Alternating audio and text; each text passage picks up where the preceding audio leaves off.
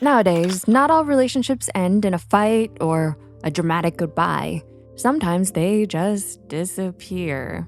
One day you're texting nonstop, the next, silence. No explanation, no closure. We've already talked about what it feels like to be ghosted in our video, 6 reasons why people ghost you. But what about the other side of the story? According to Psychology Today, a 2018 study reported that 25% of men and women have been ghosted in a romantic relationship, while 22% admitted to having ghosted someone else. It's easy to call ghosting rude or immature, but for some people, it's not about being careless. It's about being mentally exhausted. It's about shutting down when you feel overwhelmed, unsure, or emotionally drained, and sometimes ghosting feels like the only way out. So if you've ever been guilty of ghosting, whether it was a friend, a date, or someone you were just texting, this isn't about guilt tripping you. It's about understanding what actually happens when you disappear without a word, and why it can leave you haunted too. You're not running from the person, you're running from the pressure. When you're already burnt out, one more message can feel like too much. Maybe it's someone who wants more from you than you can give. Maybe they didn't do anything wrong, you just don't have the energy to keep showing up. So you tell yourself, I'll reply later. But later never comes. Days pass, then weeks, until it eventually feels too weird and too late to reach out. It's not because you don't care, it's because you're drained. But when silence becomes a habit, we not only miss the chance to build meaningful relationships, we may also leave others questioning themselves in ways that feel unresolved and unfair. Even if your intention wasn't to hurt them, on the other end of all those unanswered messages is a real person who may be confused, hurt, or left questioning their worth. Ghosting doesn't just create distance, it can create wounds, especially when someone was emotionally invested or vulnerable with you.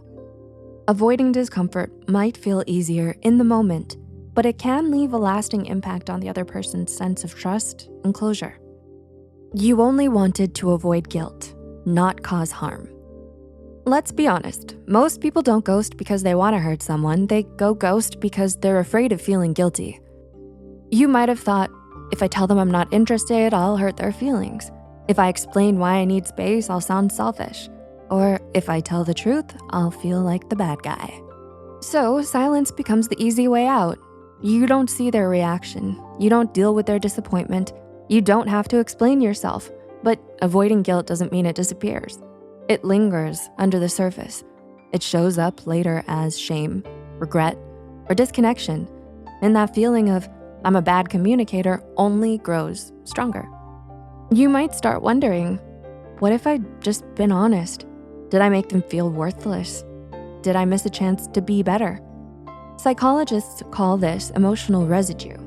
The guilt, shame, or discomfort we carry after doing something we know wasn't right, even if it felt necessary at the time.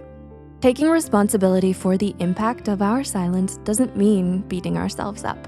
It means acknowledging that communication is part of emotional maturity and that we can grow into better ways of handling tough moments, both for ourselves and others.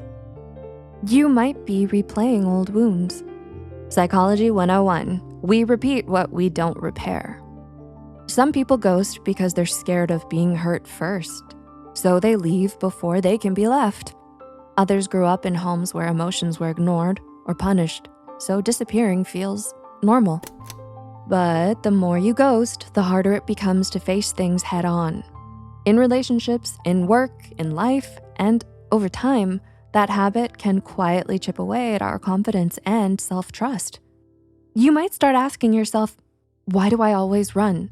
Why can't I be honest with people? Why do I feel so disconnected? Maybe a better question to reflect on would be, what does disappearing protect me from? Conflict, when handled kindly, builds emotional intelligence. It teaches us how to set boundaries, express our feelings, and respect others' emotions. All things we need to form deep, secure relationships. Ghosting might feel safe now, but over time, it can reinforce a belief that discomfort equals danger. And that belief can make intimacy feel threatening, even when it's safe. You might have emotional trauma. If you grew up around conflict that felt scary or unpredictable, it makes sense that you avoid hard conversations. Your nervous system might read emotional intensity as danger, even if the other person isn't yelling or accusing you. So when you feel that, this is gonna be uncomfortable gut reaction, your instinct is to freeze or flee. That doesn't make you heartless, it just means you're wired to protect yourself that way. But just because that's how it was before doesn't mean it has to stay that way. You can rewire. You can learn that being honest doesn't always lead to disaster. You can learn to tolerate emotional messiness, one small conversation at a time. But sometimes ghosting is necessary. If someone is manipulative, abusive, or makes you feel anxious, your nervous system might be telling you to get out, and that's valid. If they repeatedly cross your boundaries, dismiss your words, or try to guilt you into staying, you don't owe them closure. Sometimes silence is your boundary. If someone's being inappropriate or giving you a bad feeling early on, especially if you barely know them, block and move on. You're allowed to protect your peace. Ghosting isn't always about avoidance. You don't need to explain yourself to someone who made you feel unsafe or uncomfortable. If you've ghosted someone before, you're not a bad person. This isn't about shame or blame. It's about being honest with yourself, understanding your patterns, and learning how to care for others and yourself with more clarity and courage. So, have you ever ghosted or been ghosted and learned something unexpected about yourself afterward? We'd love to hear your story in the comments.